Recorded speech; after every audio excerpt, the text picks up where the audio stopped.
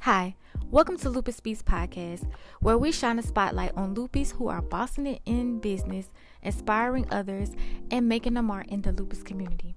I'm your host, Shedrica Holmes, on a mission to showcase the incredible journeys of lupus warriors turned entrepreneurs, influencers, and advocates.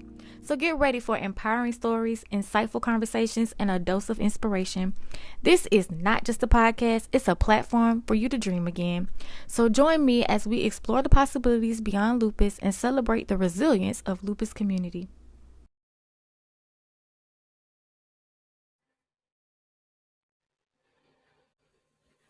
Hello. Welcome back to another episode of Lupus Speaks podcast. And I am your host, Shedrica Shant'e.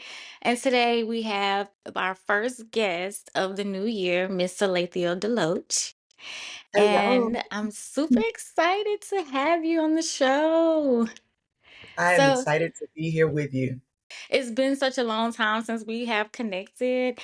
Yeah. And I just wanted to kind of get to up to speed of what's been going on with you and like how is life, how is lupus going.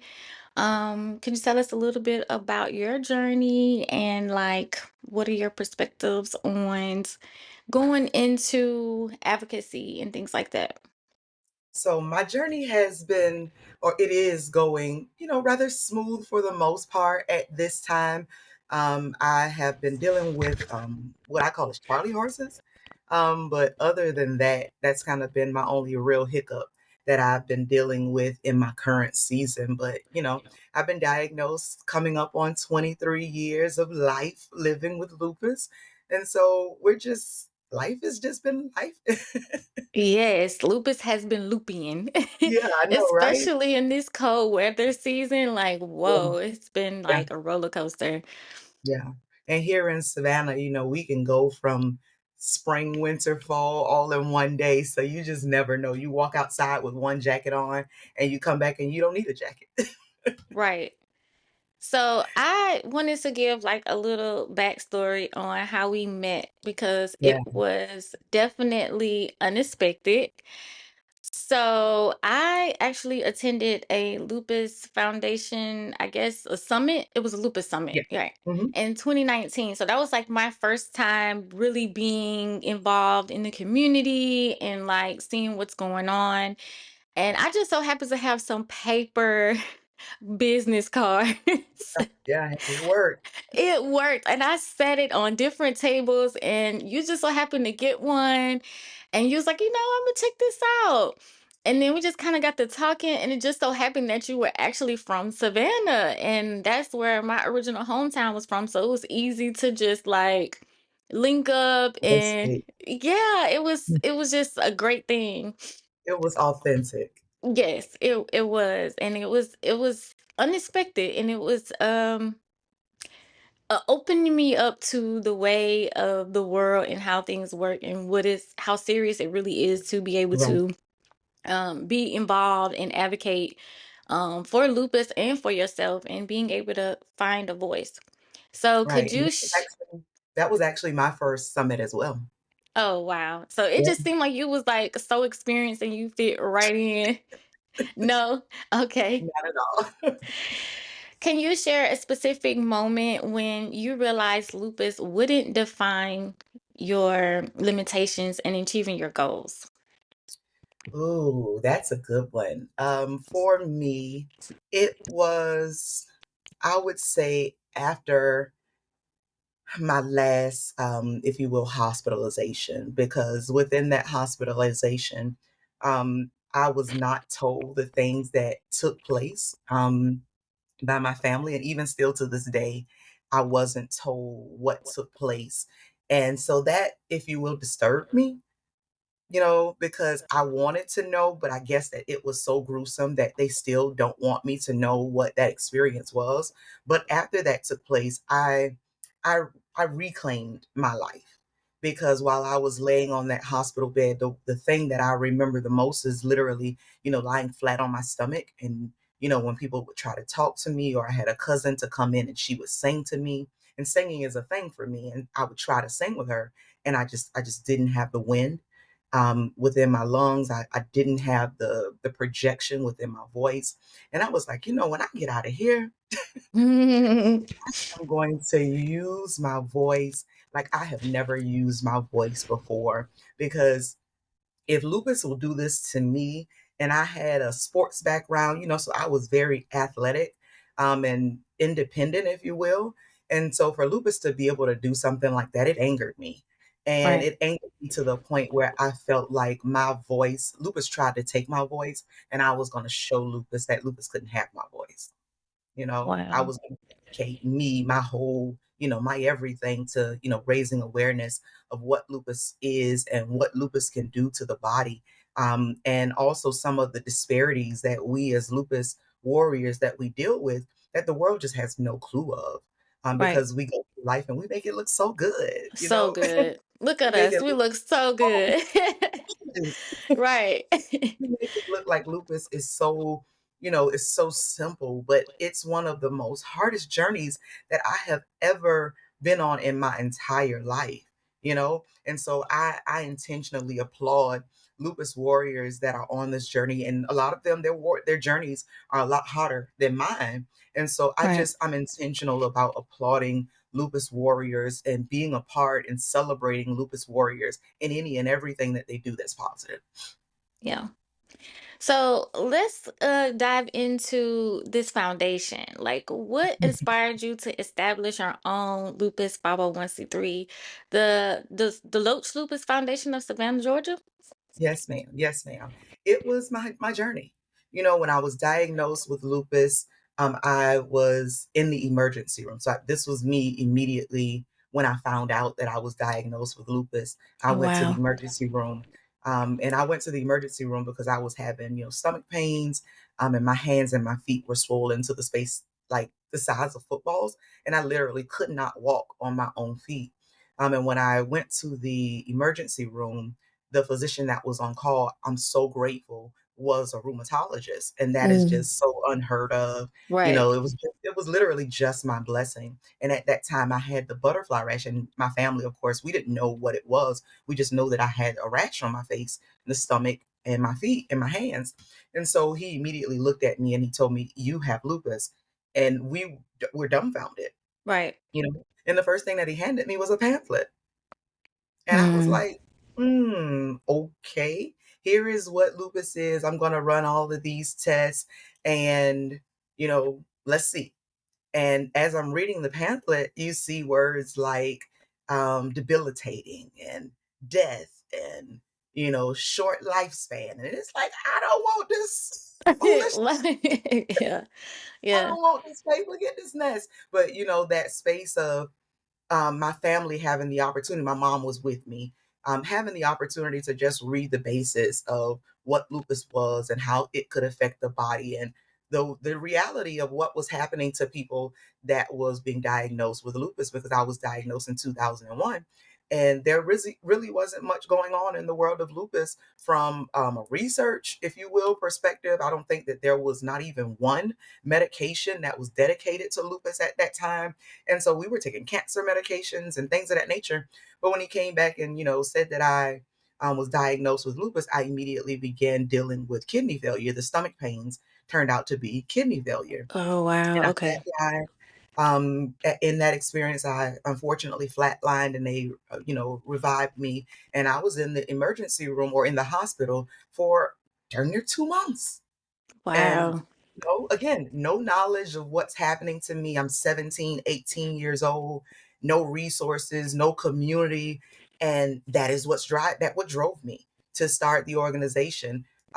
Because one, I felt like I was alone, you Mm. know, and when I reached out to, back then, all of those organizations that were already in existence, those large organizations, I didn't get called back, or I couldn't find anyone in my community. So I literally thought that I was the only one. Reading the document, I knew I wasn't, but it doesn't change the way I felt and what I was experiencing.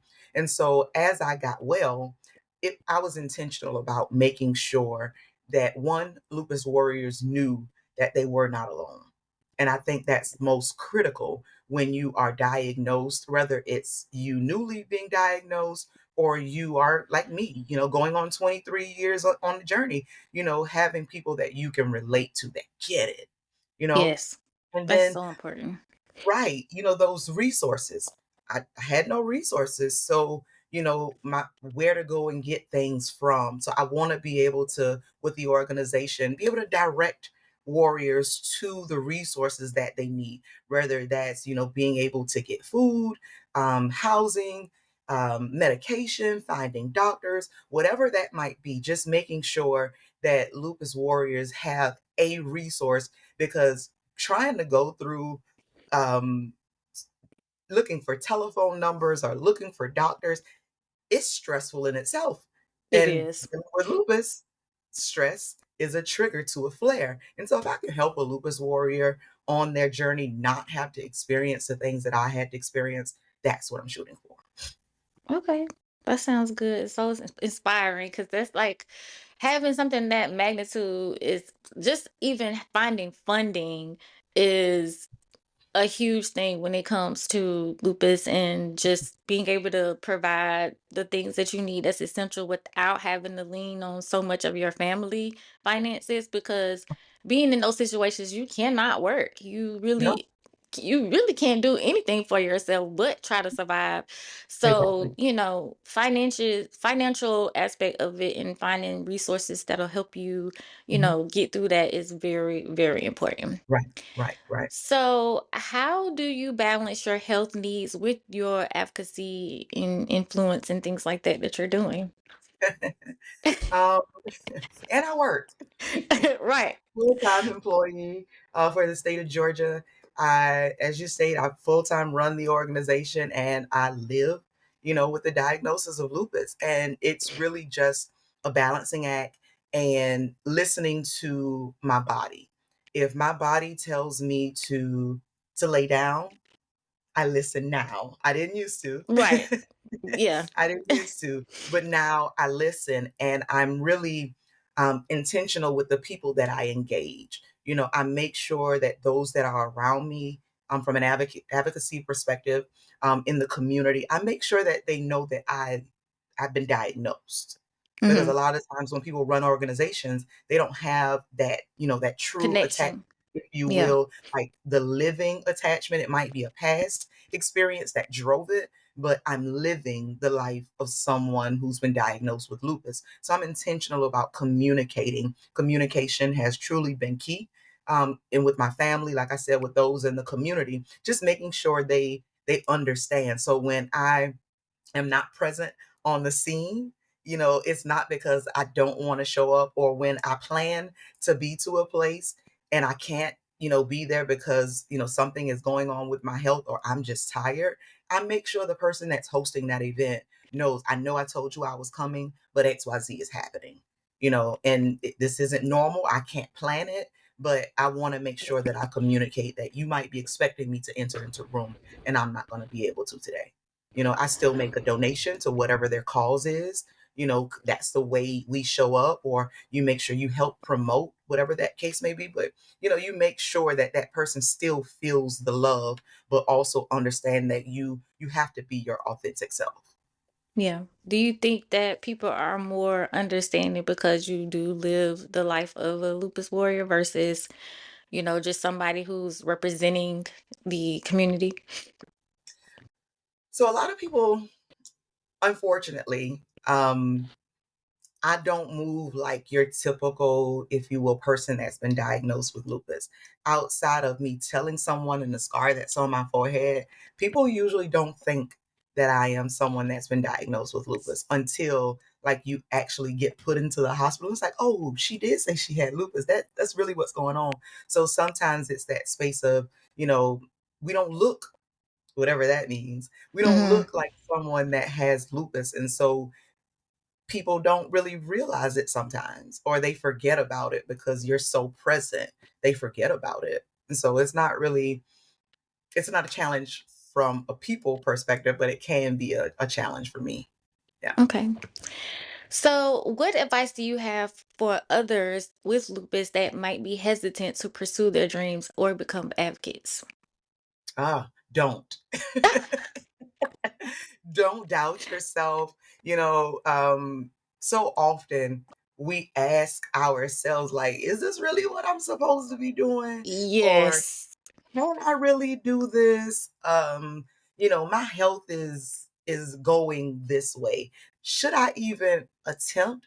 But one of the unfortunate facts about lupus is that we can die from this, you Mhm. know? And I am more important with leaving a legacy. Mhm. And whether that legacy is just the fact that I spoke my truth about lupus, or in my situation here, I've started an organization to help other warriors, make sure that your life leaves something, an impact, an imprint, a nugget here on earth for someone else. And no matter how large or how small that might be intentional as a warrior to leave your stamp here on the earth. So don't doubt yourself. And that's really, really easy to say. Mhm. I'm living proof that I have doubted myself, but you have to conquer yourself before you conquer people. And That's don't true. let the fact that you've been diagnosed with something be the reason that you don't do what you want to do. Let that, as a matter of fact, let that be the reason that you do it, because you don't know whether you are going to see tomorrow. Yeah. Yeah. I feel like I can relate to that a lot because I sometimes get overwhelmed with all the things that you have to do. Plus, I'm a Mhm. mom of two. So Right. it's just like, okay, do I focus on just them? Do I, try to do both? It's definitely a challenge. Yeah. Yeah. So, how do you sorry, where there are any moments in your life where you felt like your advocacy efforts had a significant impact on the lupus community? Absolutely. Yeah. Um, Again, I'm intentional. I engage people with the organization. I have had the opportunity to meet people that were fresh on the journey, Hmm. you know, and a lupus warrior that is just starting, approaching and seeing you as a resource, or seeing your organization as a resource, and them coming back and saying, "Hey, do you remember me?" And I'm like, "Of course I remember you." Of Hmm. course I remember you. And that space of them telling me how well their journey is going because of the resources that our organization was able to provide. Even if that, like I said, even if that was something just as simple as them finding a rheumatologist or finding a primary physician, being able to help someone start that journey versus them having to look for that information, it's priceless. I just love helping, mankind in general. But, the lupus warrior has a special place in my Yeah. heart, because, when something try to take you out, like, I'm coming, I'm Yeah. coming for Yeah. you by any means necessary. And when I say I'm coming for you, like, I'm coming to help everybody that possibly, that I possibly can, that cross my paths. I have a strong desire to help them see the positive. Lupus itself is just a negative view in itself. It has a negative connotation, a negative stigma, but helping people see that despite the fact that you've been diagnosed with lupus, there's a life, and life can be really, really good. Even with all of the pains that we experience in our body, life can still be good. And there are good Yeah. people, good people Yeah. that want to help people, and, that want to motivate people to live their best version of themselves. Okay. So tell me about these lupus walks that I've been seeing you be able to put together and put off, and like what's new, how we're gonna be able to join and do some more. Like what you got going on? So in May, we are definitely going to be having our lupus walk here in the city of Savannah. The walk will be on May 18th. It will start promptly at 9 o'clock a.m. Typically, it runs from 9 until 11, but it's a family gathering. Let's get together and raise awareness of lupus. You don't have to walk. We have different functions that are going to take place. We'll have situations or stations set up for the children. So we invite warriors to bring their entire family. And you're not a warrior. You just want to be an advocate for a warrior, or you're coming from a legacy perspective. You have someone that has passed, has transitioned as a result of their battle with lupus. Like, we welcome the entire family. If you want to be a walker, walk. if you want to just sit and shoot the breeze with the family that's present, you just want to bring your kids to get in the moon bounce, like whatever that might be, just come out, put on some purple because that's lupus color. Put on some purple and let's raise awareness in our community, that there are lupus warriors that live here in Savannah, but not only Savannah, in rural communities, because within that rural community aspect is where we don't have those resources. So raising awareness of lupus in the rural communities so that they can see us in number. It's one thing to hear us, but it's a whole different game when they see us all together and our family, because lupus affects the whole family. So we It invite does. y'all to come out and join us for the walk on May 18th at 9 a.m. We'll have vendors, so our partners throughout the community, to raise awareness of different medical situations or different resources that exist in this community. We want to make sure that whatever it is that you need, we try to have a little dabble of it present at the walk. Oh, that's gonna be so much fun. It sounds like it. Yeah. And May is a good month. It's not too hot, but Right, right. yeah. So where can we find you? So we are we're present on the social media realm. So we have both Facebook and Instagram. I'm psyching myself up for the whole TikTok game of it all, Oh trying to yeah, that's figure a whole nother ball game, that ma'am. out, and we have a website, www.deloachlf.com, and by telephone, if you'd like to call us, 912-232-4880. So if you need to pick up the phone and just talk to a fellow loopy, I get it. Call me. Okay, so before we end, I want to know what you are currently reading. Ah. So I am an auto booker Okay. because I will fall asleep. What? I I will get fall that. asleep. I get I will that. fall asleep reading a book. Just is. It just is what it is.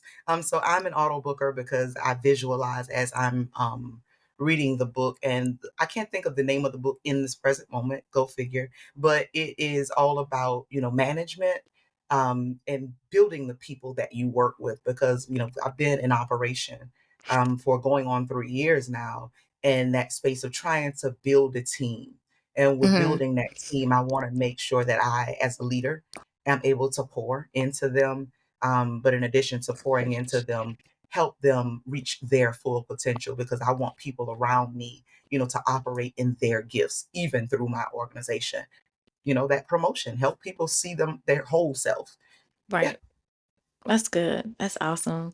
So a huge thank you, Salathiel, for joining me today. Your story and your wisdom is so inspiring, especially for those who are going to get so much resources from your foundation. So, I thank you for um, having me. of course, you're my first guest of the year, and it just kind of worked out just because we already know each other. Yeah, yeah, yeah, All yeah. right, so don't forget to subscribe and feel free to leave a review. And until next time, remember you are not alone on this journey. This is Shedrica and Salathiel joining off. Take care, warriors. Bye. As we wrap up another episode of Lupus Speaks, I hope you are leaving with renewed inspiration and a belief that dreams are attainable despite lupus or any chronic illness. Let's keep the conversation going by connecting with us at Lupus Speaks on Instagram, TikTok, and YouTube. Please remember you are not alone on this journey and that your dreams are not defined by lupus. They're powered by your strength and determination. So until next time, you guys, peace and be intentional.